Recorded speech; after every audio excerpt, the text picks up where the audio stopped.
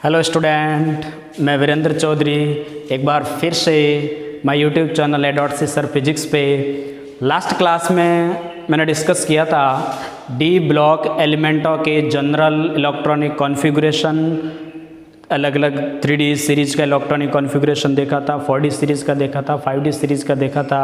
Transition element क्यों कहते हैं, किन एलिमेंटों को नहीं कहते हैं, किसको कहा जाता है, ऐसी जनरल चीज़ें डिस्कस की थी। आज हम इस क्लास के अंदर डिस्कस करेंगे डी ब्लॉक एलिमेंटों की जनरल प्रॉपर्टीज़, यानी general properties of D block element या ट्रांजिशन एलिमेंट। तो 7, 8, 10 एक इसकी जनरल प्रॉपर्टीज़ होती है। फर्स्ट जो हम इसकी जनरल प्रॉपर्टीज़ डिस्कस करेंगे वो है डी ब्लॉक एलिमेंट के मैक्सिमम मेटल होते हैं, मैक्सिमम एलिमेंट मेटल्स होते हैं। अब मेटल्स किसको बोला जाएगा? तो मेटल्स उसको बोला जाएगा जो इलेक्ट्रॉन क्या करते हैं, डोनेट करते हैं। इलेक्ट्रॉन क्या करते हैं, डोनेट। छोटी क्लासों में हम देखते थे कि मेटल्स उसको बोला जाता है जिसकी नेचर हार्ड होती है, जिसके melting point, boiling point hard होते हैं। लेकिन अब स्टैंडर्ड परिभाषा की बात करें तो मेटल्स उसको बोला जाता है जो इलेक्ट्रॉन क्या करते हैं, डोनेट करते हैं। और कोई भी स्पीशीज, कोई भी मेटल्स जब इलेक्ट्रॉन डोनेट करती है तो उसके ऊपर कौन सा चार्ज आता है, पॉजिटिव चार्ज आता है। कौन सा चार्ज आता है, पॉजिटिव चार्ज आता है। और पॉजिटिव चार्ज आता है ऐसे एलिमेंटों को बोला जाएगा इलेक्ट्रो पॉजिटिव एलिमेंट्स कहा जाएगा। सेकंड देखा जाए कि ये जो एलिमेंट्स होते हैं इसके अंदर मेलिएबिलिटी की प्रॉपर्टीज़ पाई जाती है। मेलिएबिलिटी का मतलब होता है आघात वर्धनीयता। हिंदी में इसको बोला जाता है आघात वर्धनीयता। मेलिएबिलिटी का मतलब होता है कुछ ऐसी मेटल होती है जिसको पीट करके शीट बनाई जाती है, जैसे आयरन है। इसके अलावा ये जो मेटल्स होती है वो लचर नेचर की होती है, डक्टिलिटी की प्रॉपर्टीज़ पाई जाती है, यानी कि ये मेटल्स तन्यता का गुण भी शो करती है। तन्यता का मतलब होता है कुछ मेटल ऐसी होती है जिसको पीटेंगे तो एक लंबे तार के रूप में इसको खींचा जा सकता है। एवं इसके अलावा डी ब्लॉक एलिमेंट्स की जितनी भी मेटल्स है वो सारी की सारी इलेक्ट्रिसिटी एंड हीट की गुड कंडक्टर होती है, क्योंकि इसके पास क्या पाए जाते हैं, फ्री इलेक्ट्रॉन्स। फ्री इलेक्ट्रॉन की वजह से ऑलमोस्ट मेटल इलेक्ट्रिसिटी और हीट की क्या होती है, गुड कंडक्टर होती है। ये हुई इसकी फर्स्ट प्रॉपर्टी। सेकंड प्रॉपर्टीज होती है इसकी कि इन एलिमेंट्सों के मेल्टिंग पॉइंट और बॉइलिंग पॉइंट बहुत ज़्यादा मैक्सिमम होते हैं। क्यों होते हैं? क्योंकि इसकी जो बॉन्ड स्ट्रेंथ है, यानी स्ट्रेंथ ऑफ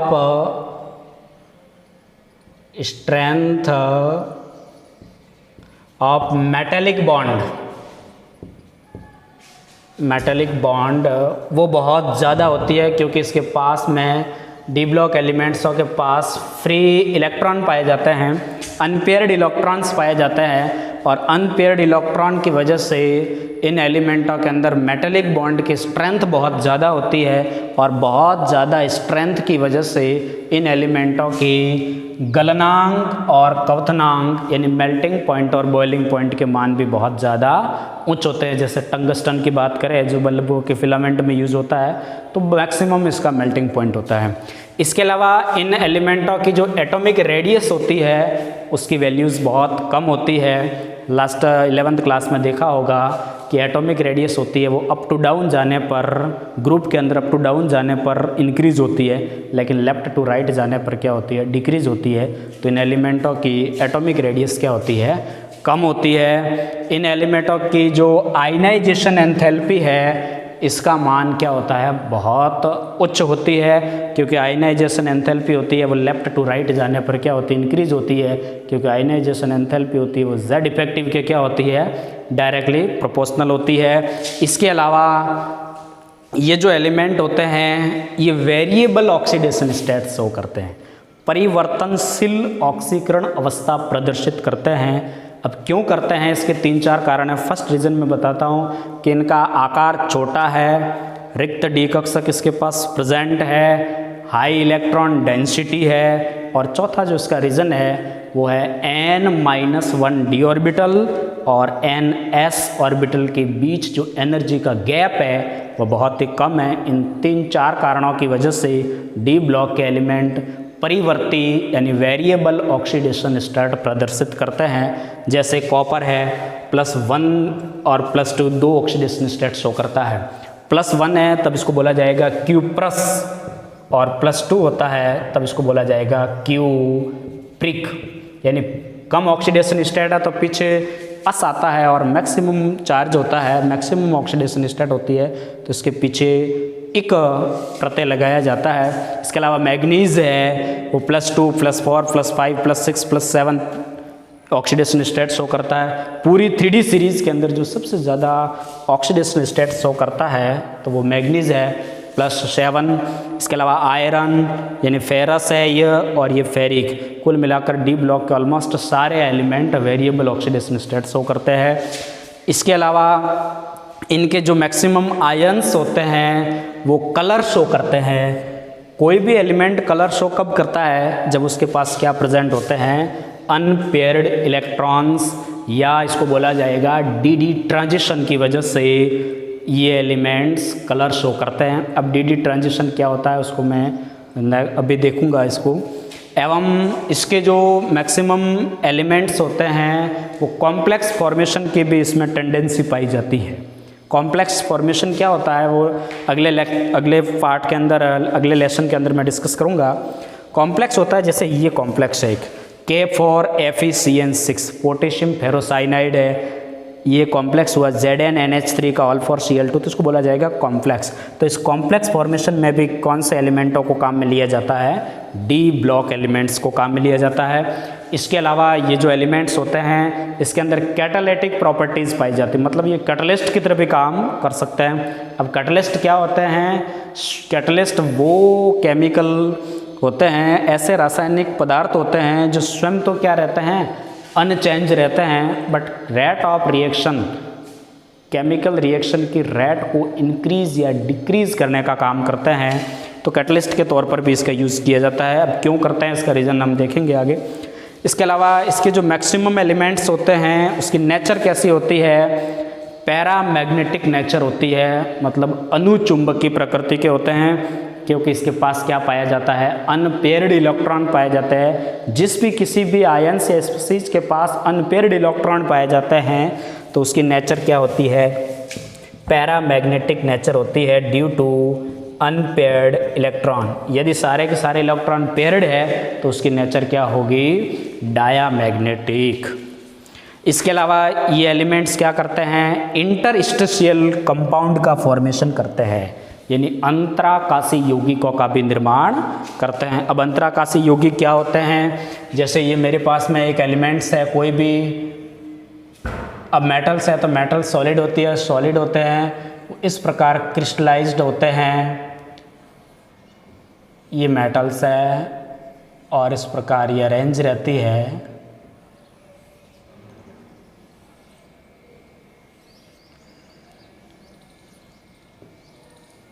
अब इन मेटल्स के बीच बीच में आपको कुछ स्पेस दिख रहे होंगे, इस स्पेस को बोला जाता है अंतराकाश, यानी इसको बोला जाता है इंटरस्टेशियल स्पेस। इसके अंदर जो छोटे आकार के परमाणु है जैसे हाइड्रोजन है, बोरॉन है, कार्बन है, नाइट्रोजन, ये छोटे आकार के तत्व इन इंटरस्टेशियल स्पेस में फिट हो जाते हैं और एक कंपाउंड का फॉर्मेशन कर लेते हैं, जिससे इसकी हार्डनेस बनी रहती है, कठोरता बनी रहती है, मेल्टिंग पॉइंट उच्च हो जाता है इसकी। तो कुल मिलाकर के ये यौगिक अंतराकाशी यौगिकों का भी फॉर्मेशन करते हैं। और लास्ट जो इसकी प्रॉपर्टीज़ है कि डी ब्लॉक के एलिमेंट्स होते हैं वो एलॉय का फॉर्मेशन भी करते हैं, मतलब मिश्र धातु भी बनाते हैं। अब मिश्र धातु कौन से एलिमेंट बनाएंगे? जिसकी एटॉमिक रेडियस के अंदर डिफरेंस 15% से कम होता है, वो एलिमेंट आपस में मिलकर के मिश्र धातु या एलॉय का फॉर्मेशन करेंगे। 2 और मोर देन 2 एलिमेंट्स मिलकर के कंपाउंड का फॉर्मेशन करता है, यानी कि होमोजीनियस मिक्सचर बनाते हैं। अब सारे इन पॉइंटों को मैं कंटिन्यूस थोड़ा डीपली डिस्कस करूँगा। तो फर्स्ट ऑफ जो मैं डिस्कस करूँगा वो है एटॉमिक रेडियस। Atomic radius. अब एटॉमिक रेडियस क्या होती है? जैसे मेरे पास ये न्यूक्लियस है और ये आउटर सेल है। आउटर सेल में क्या उपस्थित होते हैं? इलेक्ट्रॉन्स। तो न्यूक्लियस और ये है आउटर सेल। न्यूक्लियस और आउटर सेल में प्रेजेंट इलेक्ट्रॉन के बीच की जो डिस्टेंस है उस डिस्टेंस का नेम है एटॉमिक रेडियस। एटॉमिक रेडियस को जो मेज़र किया जाता है पिकोमीटर, नैनोमीटर या एंगस्ट्रॉम, ये सबसे छोटी यूनिट होती है। अब इस फैक्टर को पढ़ने से पहले दो और फैक्टर पढ़ने पड़ेंगे। फर्स्ट फैक्टर है इफ़ेक्टिव न्यूक्लियर चार्ज, जिसको शॉर्ट में बोला जाएगा Z इफ़ेक्टिव। इंग्लिश में इसको बोला जाता है इफ़ेक्टिव न्यूक्लियर चार्ज। अब ये effective nuclear charge Z effective क्या होता है? ये न्यूक्लियस है, ये इनर सेल है और इसको मैं मान लेता हूँ आउटर सेल है। ये आउटर सेल है और ये इनर सेल है और ये अपने पास में कौन है? न्यूक्लियस। आउटर सेल में प्रेजेंट होते हैं इलेक्ट्रॉन्स। माना कि मैंने सोडियम की मैं बात करूँ तो सोडियम का एटॉमिक नंबर 11 और इलेक्ट्रॉनिक कॉन्फ़िगरेशन 2, 8 और 1। तो आउटर सेल के अंदर 1 इलेक्ट्रॉन है और इनर सेल के अंदर ये मैंने कर दिए 8 इलेक्ट्रॉन्स।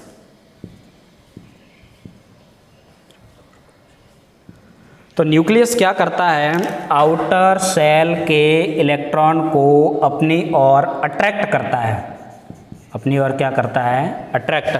क्योंकि न्यूक्लियस में क्या होते हैं? प्रोटॉन्स होते हैं और प्रोटॉनों पर कौन सा चार्ज होता है? तो पॉजिटिव चार्ज होता है। तो न्यूक्लियस द्वारा आउटर मोस्ट सेल के इलेक्ट्रॉनों को अपनी ओर अट्रैक्ट करने की पावर है, उसका नाम क्या है? Z effective.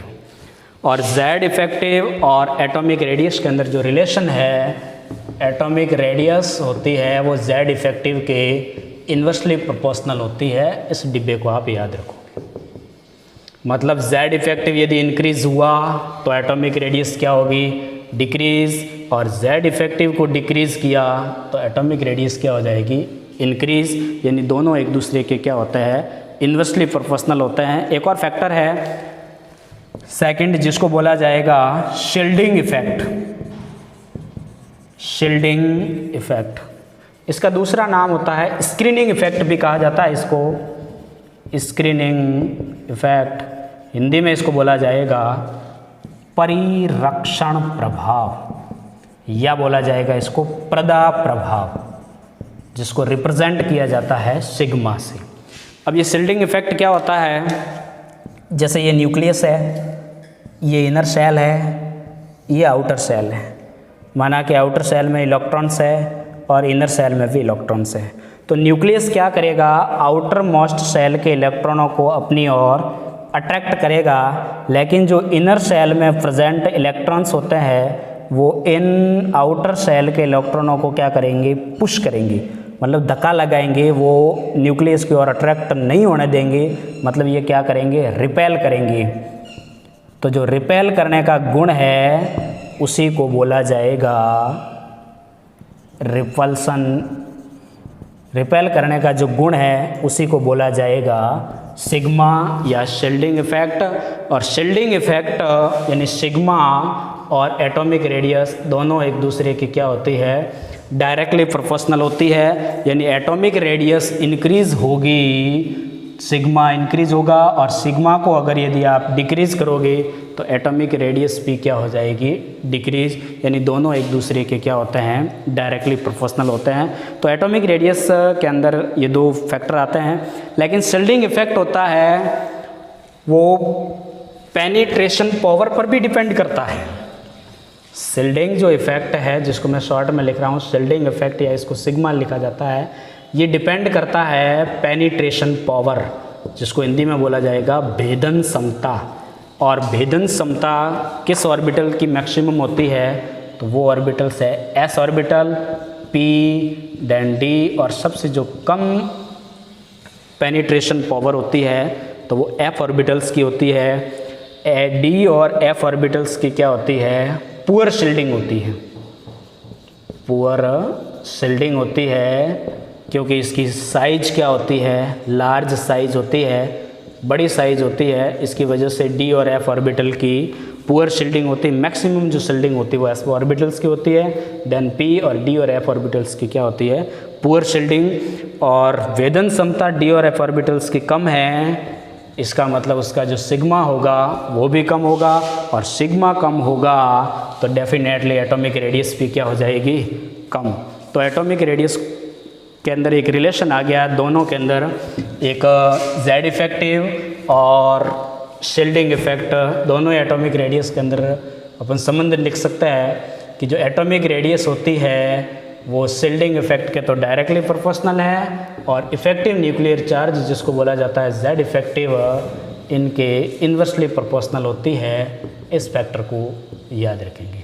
In atomic radius को समझने के लिए इस दो चीज़ों को ध्यान रखना होगा।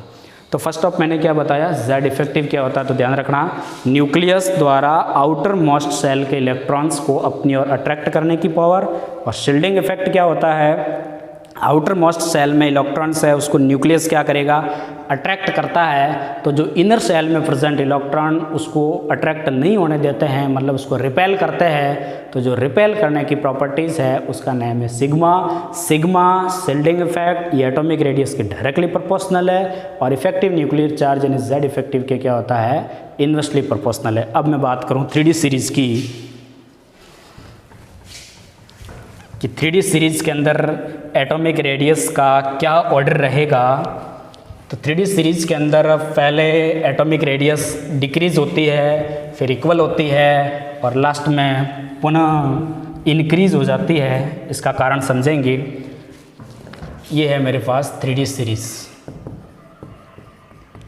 3D series 3D series start होती है scandium, titanium, vanadium, chromium, manganese, iron, cobalt, निकल, कॉपर, जिंक। एटॉमिक नंबर इसका होता है 21, 22, 23, 24, 25, 26, 27, 28, 29 एंड 30। अब इसका क्या एटॉमिक रेडियस का क्या ऑर्डर रहेगा, इसको समझने के लिए जैसे मेरे पास में ये न्यूक्लियस है, और न्यूक्लियस में क्या प्रेजेंट होते हैं? प्रोटॉन, और प्रोटॉन्स क्या होते हैं? परमाणु क्रमांक। जैसे फर्स्ट ऑफ मैं बात करूं स्कैंडियम की, तो स्कैंडियम का एटॉमिक नंबर होता है 21, और इसका इलेक्ट्रॉनिक कॉन्फ़िगरेशन लिखूं तो 4s2 3d1।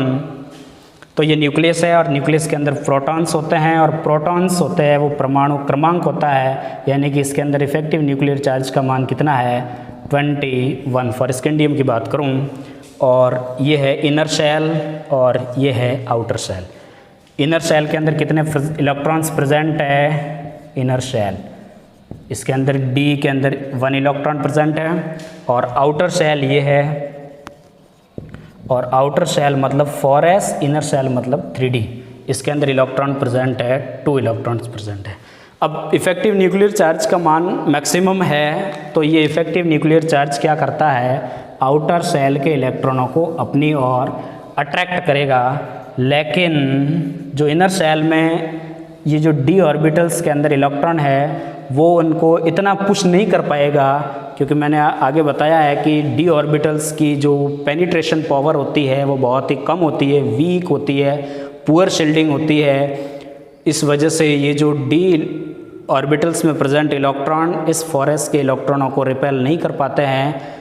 तो लगभग मोस्टली इफेक्टिव न्यूक्लियर चार्ज की वैल्यू यहाँ पे ज़्यादा हो जाती है, और शिल्डिंग इफेक्ट इसकी वैल्यू कम हो जाती है। तो इफेक्टिव न्यूक्लियर चार्ज ज़्यादा होगा तो एटॉमिक रेडियस क्या हो जाएगी? कम हो जाएगी। जैसे बात करें टाइटेनियम की, तो टाइटेनियम के अंदर D में कितने इलेक्ट्रॉन्स हो जाएंगे? 2 इलेक्ट्रॉन्स हो जाएंगे और इफेक्टिव न्यूक्लियर चार्ज की वैल्यू बढ़ गई, 21 से क्या होगी 22, लेकिन अभी भी डी इलेक्ट्रॉन्स की क्या है, पुअर शील्डिंग है, तो इफेक्टिव न्यूक्लियर चार्ज की वैल्यू यहाँ पे भी क्या हो रही है, ज़्यादा। जैसे 23 वेनेडियम की बात करूँ तो यहाँ पर डी के अंदर 3 ऑर्बिटल्स है, 3 इलेक्ट्रॉन्स है, तो अभी भी डी इलेक्ट्रॉन्स की क्या है, पुअर शील्डिंग है, यानी वेनेडियम के अंदर कितने हैं, 4 है। क्रोमियम की मैं बात करूं तो 5 हो जाएंगे, और मैग्नीज की मैं बात करूं तब भी हो जाएंगे 5, यानी कि स्कैंडियम टू मैग्नीज की तरफ आता हूं तो इफेक्टिव न्यूक्लियर चार्ज तो लगातार क्या हो रहा है, बढ़ रहा है, 21, 22, 23, 24, 25 हो रहा है, लेकिन शील्डिंग इफेक्ट की वैल्यू क्या हो रही है, कम हो रही है। इसलिए जेड इफेक्टिव की वैल्यू यहाँ पे शील्डिंग इफेक्ट से क्या हो जाती है, ज़्यादा हो जाती है, और जेड इफेक्टिव और एटॉमिक रेडियस क्या होते हैं, इन्वर्सली प्रोपोर्शनल। तो जेड इफेक्टिव यदि मैक्सिमम होगा तो एटॉमिक रेडियस क्या हो जाएगी, डिक्रीज हो जाएगी, यानी कि यहाँ पर स्कैंडियम टाइटेनियम इस टाइप से ऑर्डर होगा, यानी कि पहले एटॉमिक रेडियस में क्या हो जाएगी, कमी। इसके बाद में बात करूँ आयरन टू निकल की तरफ जाऊँ तो आयरन के अंदर देखा जाएगा तो आयरन्स के अंदर 3D में कितने इलेक्ट्रॉन्स हैं, 4s में तो 2 ही इलेक्ट्रॉन्स हैं, लेकिन 3D के अंदर कितने इलेक्ट्रॉन्स होते हैं, तो 3D के अंदर इसके अंदर इलेक्ट्रॉन्स होते हैं वो 6 इलेक्ट्रॉन्स होते हैं, लेकिन D के अंदर ऑर्बिटल्स कितनी होती है, 5 ऑर्बिटल्स है, यानी 1 इलेक्ट्रॉन एक्स्ट्रा है, मतलब उस इलेक्ट्रॉन की क्या हो जाएगी, पेयरिंग होनी शुरू हो जाती है।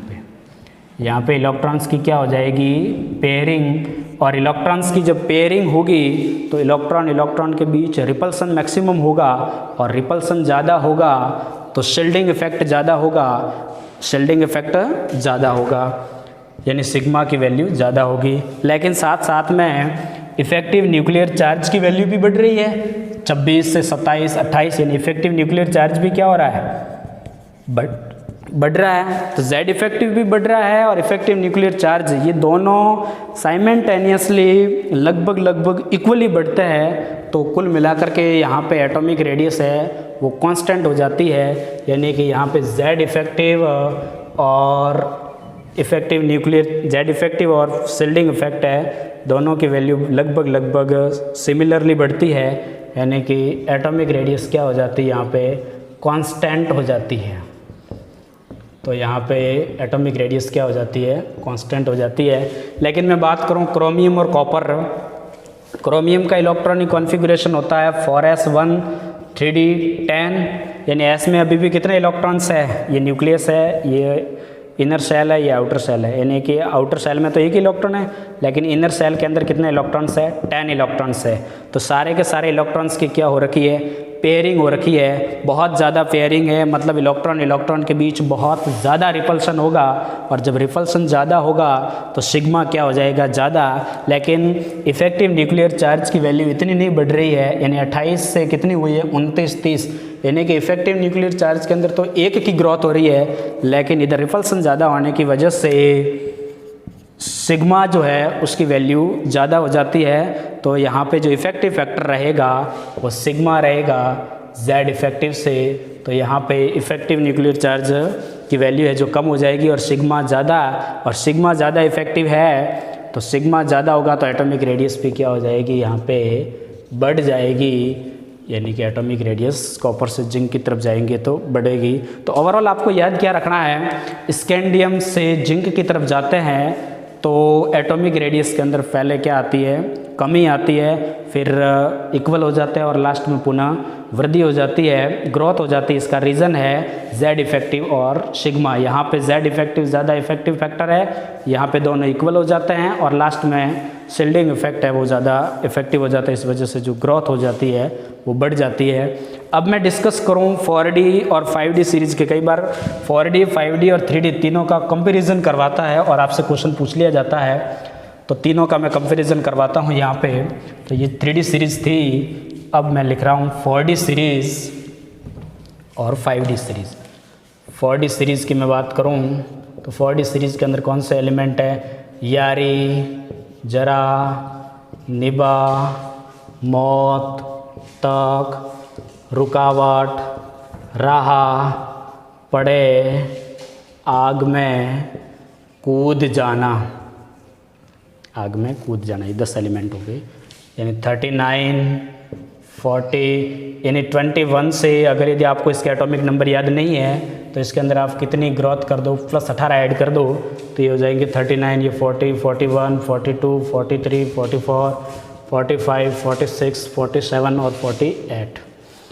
3D सीरीज़ से 4D सीरीज़ की मैं बात करूं तो 3D सीरीज़ से जब 4D सीरीज़ की तरफ आते हैं, कहाँ से कहाँ तक, 3D सीरीज़ से 4D सीरीज़ की तरफ, तो इधर जो नंबर ऑफ शेल था 3D सीरीज़ के अंदर नंबर ऑफ शेल 3 है और 4D सीरीज़ के अंदर जो n की वैल्यू है वो 4 है। मतलब नंबर ऑफ शेल क्या हो रहे हैं यहाँ पे, इंक्रीज़ हो रहे हैं। तो नंबर ऑफ शेल इंक्रीज होगा तो 11th क्लास में आपने डिस्कस किया होगा कि नंबर ऑफ शेल है वो एटॉमिक रेडियस के क्या होती है, डायरेक्टली प्रोपोर्शनल होती है। मतलब 3D से 4D की तरफ आते हैं तो साइज के अंदर क्या होती है, ग्रोथ होती है। मतलब 4D की साइज है वो 3D से क्या हो जाती है, मैक्सिमम होती है। अगर मैं 5D की बात करूं तो 5D सीरीज स्टार्ट होती है लेंथेनम, ला, अप्ता, वर्नारे, ओस्मा, इधर पिटाई और होगी। इसका एटॉमिक नंबर 57 यानी यहाँ पे 32 ऐड करने पड़ेंगे, इधर तो 18 और इधर 32, 72, 73, 74, 75, 76, 77, 78, 79 और 80। इधर भी 10 एलिमेंट है। अब मैं बात करूं 4D से 5D सीरीज की, यानी यटरियम टू लेंथेनम की तरफ बढ़ते हैं तो यहाँ पे भी साइज में क्या होती है, इंक्रीज़ होती है, क्योंकि नंबर ऑफ शेल इधर भी क्या हो रहे हैं, इंक्रीज़ होता है। तो नंबर ऑफ शेल इंक्रीज होंगे तो डेफिनेटली एटॉमिक रेडियस भी क्या होगी, इंक्रीज। लेकिन जर्कोनियम और ऑफमेनियम के बाद वाले एलिमेंटों की यदि मैं बात करूं तो यहाँ पे एक और लफड़ा है, वो देखो क्या है कि जर्कोनियम और ऑफमेनियम की मैं बात करूं तो इनकी जो साइज़ है वो लगभग बराबर बढ़नी चाहिए थी, लेकिन बराबर बढ़ती नहीं है और यहाँ पर दोनों इक्वल रह जाते। इसका कारण क्या है, जैसे मैं बात करूं, ये मेरे पास में यानी कि लेंथेनम और ऑफमेनियम के बाद में एक और एलिमेंट्स आ जाते हैं, उस एलिमेंट्सों को बोला जाता है लेंथेनॉइड्स एलिमेंट। कौन से एलिमेंट्स आ जाते हैं, लेंथेनॉइड्स एलिमेंट। मतलब कितने लेंथेनॉइड एलिमेंट्स है, 14 एलिमेंट्स है कि 58 से लगा करके 71 तक के लेंथेनॉइड एलिमेंट्स है वो यहाँ पे आ जाते हैं। तो यहाँ पे क्या होता है, जैसे ये मेरे पास न्यूक्लियस है और ये इनर शेल है और यहाँ पे कितने ऑर्बिटल्स है, 3 हैं। ये न्यूक्लियस है और इसका इलेक्ट्रॉनिक कॉन्फ़िगरेशन मैंने पहली क्लास में लिखा था। तो यहाँ पर ये हो जाएगा 4f और ये है 5d और सबसे जो आउटर शेल है 6s। तो 6s के अंदर तो इलेक्ट्रॉन्स होता है 2 और 4f इलेक्ट्रॉन्स होता है, इसके अंदर 14 इलेक्ट्रॉन्स होते ही है, यानी कि ये फुल फिल्ड है। और 5d के अंदर भी इलेक्ट्रॉन्स प्रेजेंट होते हैं। तो न्यूक्लियस क्या करता है, आउटर शेल के इलेक्ट्रॉनों को अपनी ओर क्या कर लेता है, अट्रैक्ट कर लेता है। लेकिन ये जो 4f और 5d के इलेक्ट्रॉन है वो इतना इसको रिपेल नहीं कर पाते हैं आउटर मोस्ट शेल के इलेक्ट्रॉनों को, क्योंकि 4f और 5d ऑर्बिटल्स में प्रेजेंट इलेक्ट्रॉनों की भी क्या होती है, पहले ही मैं बता चुका हूँ, पुअर शील्डिंग होती है। और पुअर शील्डिंग d की तो पुअर होती है, साथ ही साथ f की d से भी ज़्यादा पुअर शील्डिंग होती है। तो ज़्यादा शील्डिंग होती है तो इतना ज़्यादा इफेक्ट नहीं पड़ता है। और यहाँ पर न्यूक्लियस क्या करता है, इफेक्टिव न्यूक्लियर चार्ज की वैल्यू तो बढ़ रही है, 57 से 72 हुआ, यानी कि इफेक्टिव न्यूक्लियर चार्ज के अंदर तो 14 की ग्रोथ हो रही है, यानी इफेक्टिव न्यूक्लियर चार्ज बढ़ रहा है। लेकिन जो सिग्मा है वो क्या हो रहा है, घट रहा है, यानी सिग्मा के अंदर कोई ज़्यादा विशेष फ़र्क नहीं होता है। तो ये दोनों इफेक्ट एक दूसरे को प्रति संतुलित कर देते हैं और जहाँ एटॉमिक रेडियस बढ़नी चाहिए थी वहाँ बढ़ती नहीं है। और इनकी जो 4D, 5D और 6D श्रेणी, 4D और 5D सॉरी, इस श्रेणी के एलिमेंटों की एटॉमिक रेडियस है वो लगभग क्या हो जाती है, इक्वल हो जाती है। और अब Z इफेक्टिव ज़्यादा होगा तो एटॉमिक रेडियस क्या हो जाएगी, डिक्रीज हो जाएगी। और एटॉमिक रेडियस के जो डिक्रीज होने के फिनोमिना को बोला जाता है लेंथेनॉइड कॉन्ट्रैक्शन। Lanthanoid contraction. तो लेंथेनॉइड कॉन्ट्रैक्शन किसको बोला जाता है? 5D सीरीज के अंदर लेफ़्ट टू राइट जाता है तो एटॉमिक रेडियस के अंदर क्या आती है? डिक्रीज हो जाती है। उसी एटॉमिक रेडियस की डिक्रीज होने की प्रॉपर्टीज या इस फिनोमिना को कहा जाता है लेंथेनॉइड कॉन्ट्रैक्शन। और इसी लेंथेनॉइड कॉन्ट्रैक्शन की वजह से 5D और 4D लेंथेनॉइड कॉन्ट्रैक्शन, इनकी वजह से 4D और 5D सीरीज के एलिमेंटों का जो लगभग साइज होती है वो इक्वल होती है। इस चीज़ को याद रखना। एग्जाम में आता है सवाल, पीछे आपकी बुक के पीछे सवाल दे रखा है कि जर्कोनियम और ऑफमेनियम की साइज लगभग इक्वल है। सवाल आता है जर्कोनियम और ऑफमेनियम की साइज इक्वल है, तो इसका रीज़न आपसे पूछा जाए तो आप क्या बताओगे? लेंथेनॉइड कॉन्ट्रैक्शन की वजह से। तो ये हुआ overall atomic radius 3D series के अंदर, 4D सीरीज और 5D सीरीज। एक बार मैं इसको बता देता हूँ। 3D सीरीज के अंदर हमने देखा था कि पहले एटॉमिक रेडियस के अंदर कमी आती है, फिर इक्वल एंड देन बढ़ती है। 3D से आप 4D की तरफ आते हैं तो एटॉमिक रेडियस ग्रोथ होती है, इंक्रीज कर जाती है क्योंकि नंबर ऑफ शेल इंक्रीज होते हैं। और 4D से 5D यानी कि यटरियम टू लेंथेनम की तरफ तो साइज क्या होती है? इंक्रीज हो जाएगी। लेकिन इसके बाद वाले एलिमेंटों की बात करूँ यानी कि 3rd B के बाद वाले जैसे जर्कोनियम, नायोबियम, मोलिब्डेनम, इनसे बाद वाले एलिमेंटों की बात करें तो यहाँ पर क्या होता है? इफेक्टिव न्यूक्लियर चार्ज बढ़ जाता है। लेकिन 4F और 5D इलेक्ट्रॉन्स की पुअर शील्डिंग की वजह से सिग्मा कम हो जाता है और दोनों फैक्टर प्रतिसंतुलित हो जाते हैं और नेट इफेक्टिव न्यूक्लियर चार्ज बढ़ जाता है। और इफेक्टिव न्यूक्लियर चार्ज बढ़ जाता है तो वहाँ पे एटॉमिक रेडियस है वो घट जाती है और एटॉमिक रेडियस के घटने की फिनोमिना को कहा जाता है लेंथेनॉइड कॉन्ट्रैक्शन। तो इस लेंथेनॉइड कॉन्ट्रैक्शन की वजह से 5D और 4D की साइज़ है वो लगभग इक्वल हो जाती है। जर्कोनियम और ऑफमेनियम की साइज़ इक्वल होगी, नायोबियम और टेंटेनम की साइज़ इक्वल होगी, मोलिब्डेनम और टंगस्टन की साइज़ इक्वल होगी, टेक्नीशियम और रीनियम, इन सभी का रीज़न है लेंथेनॉइड कॉन्ट्रैक्शन।